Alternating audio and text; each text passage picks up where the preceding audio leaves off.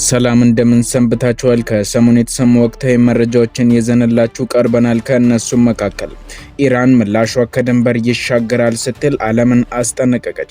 አሜሪካና እስራኤል የወሰዱት እርምጃ የለኮሰው እሳት ቀጠናውን ሊያቃጥል እንደሚችል የተለያዩ ተንታኞችም እየተናገሩ ይገኛል። ዝርዝር መረጃውን ይዘናል። በሌላ በኩል እስራኤል ሊባኖሳውያንን ከተሞችን በአስቸኳይ ለቀው እንዲወጡ አዛለች። የተኩስ አቁሙ ስምምነት ፈረሰም? ይህ ትልቅ ጥያቄ ነው። ዝርዝር መረጃውን ይዘናል። በሌላ በኩል በዚህ የመካከለኛው ምስራቅ ጦርነት ኢንተርኔት በሰከንዶች ውስጥ ቢጠፋስ የሚል ጥያቄ የብዙዎች መነጋገሪያ ሆኗል። ሆስፒታሎች ይቆማሉ፣ አውሮፕላኖችም ይሰረዛሉ። ዓለምን ያስጨነቀው የዲጂታል ውድቀት ምን ያስተምረናል? በዝርዝር የምንመለከተው ይሆናል። በሌላ በኩል በሀገር ውስጥ ፖለቲካ አዲስ ውጥረትን ነቅሷል። በትግራይ በጊዜያዊ አስተዳደርና በህወሓት መካከል የተፈጠረው ፍጥጫ የፕሪቶሪያውን ስምምነት አደጋ ላይ የጥለው ይሆን? ትንታኔውን ይዘንላችሁ ቀርበናል። እስከ ፕሮግራማችን ፍጻሜ ድረስ አብራችሁን ቆዩም።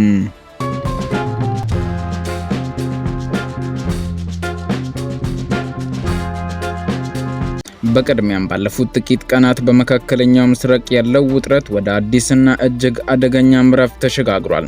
የኢራን የጦር ኃይሎች ከፍተኛ ቃል አቀባይ የሆኑት አቦል ፋዘል ሸካርቺ በሰጡት መግለጫ አሜሪካና እስራኤል ድርጊታቸውን የማይገቱና የአየር ኃይል ድብደባቸውን ዳግም የሚጀምሩ ከሆነ ኢራን የምትወስደው የአጸፋ እርምጃ እጅግ የከፋና በጣም ጠንካራ እንደሚሆን ዓለምን አስጠንቅቀዋል።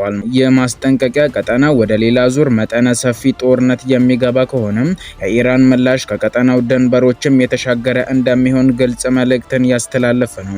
ይህ እጅግ አስፈሪ ማስጠንቀቂያ እንዲወጣ ያደረገው የበስተጀርባ ምልክት ቀላል አይደለም። የአሜሪካና የእስራኤል የጦር አውሮፕላኖች በዓለም የነዳጅ ንግድ መስመር ላይ ቁልፍ ቦታ የምትባለውን የሆርሙዝ ስትሬት ወይም የሆርሙዝ ሰርጥ አቅራቢያ ከሚገኘው በላራክ ደሴት በስተደቡብ በሚንቀሳቀሱ የኢራን ጀልባዎች ላይ ድንገተኛ ጥቃት ፈጽመዋል።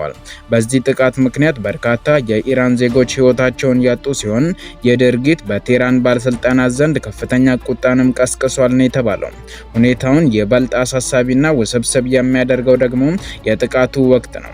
እነዚህ የቅርብ ጊዜ ጥቃቶች የተሰነዘሩት ከዚህ ቀደም በአሜሪካና በእስራኤል አነሳሽነት በኢራን ላይ የተከፈተውንና ተከታትሎም የኢራንን የአጸፋ እርምጃ ያስተናገደውን ጦርነት በዘላቂነት ለማቆም በፓኪስታን አደራዳሪነት የሰላም ጥረቶች እየተካሄዱ ባሉበት ወቅት መሆኑ ነው።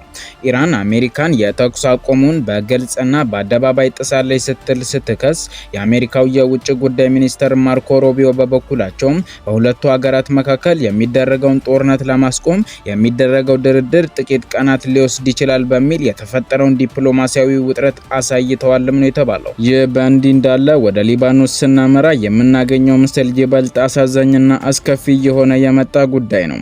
የእስራኤል ጦር በደቡብ ሊባኖስ በሚገኙ 8 ከተሞችና መንደሮች ውስጥ ለሚኖሩ ንጹሃን ነዋሪዎች በአስቸኳይ ቀያቸውን ለቀው እንዲወጡ የግዳጅ ትዕዛዝን አስተላልፏል። የእስራኤል ጦር ቃል አቀባይ በማህበራዊ ሚዲያ ገጻቸው ባስተላለፉት መልእክት የሊባኖስ ነዋሪዎች ህዝቡ በአስቸኳይ እና ያለምንም መዘግየት ቤታቸውን ለቀው እንዲወጡም አሳስበዋል።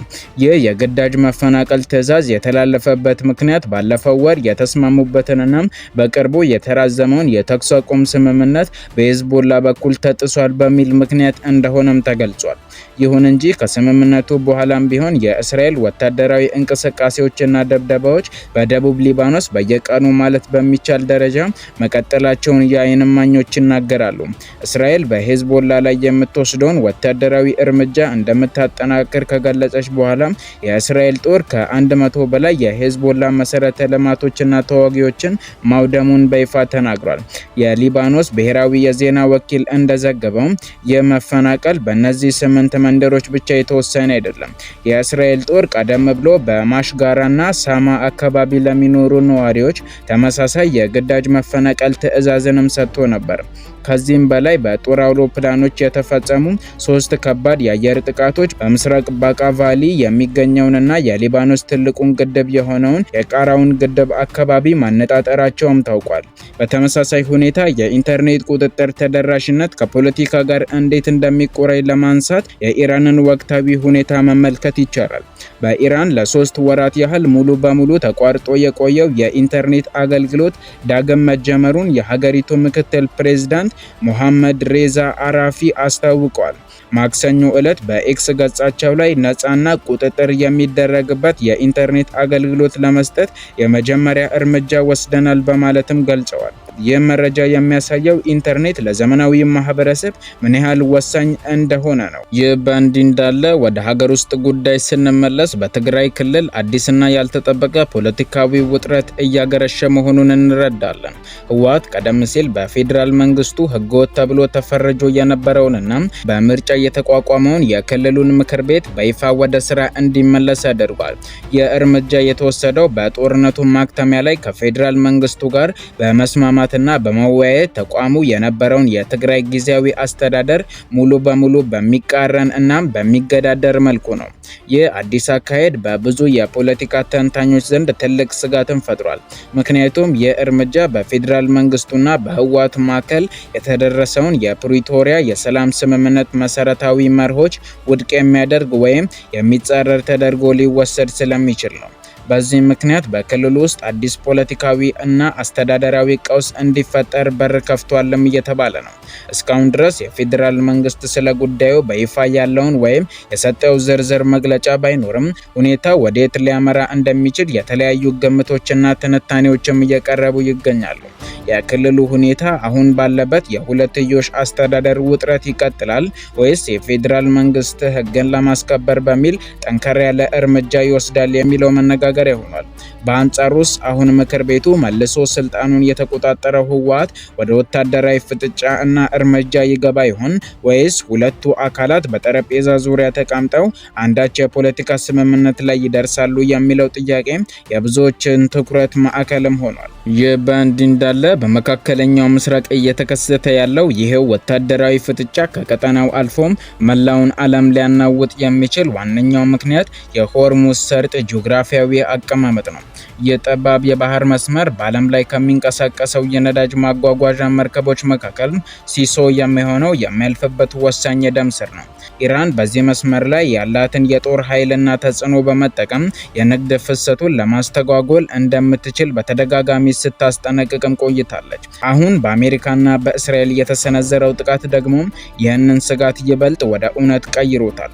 ታሪክ እንደሚያስተምረን በዚህ ቀጠና ውስጥ የሚነሳ ትንሽ ግጭት እንኳን የነዳጅ ዋጋን በአንድ ጀንበር ሰማይ ጥሶ እንዲወጣም ያደርገዋል።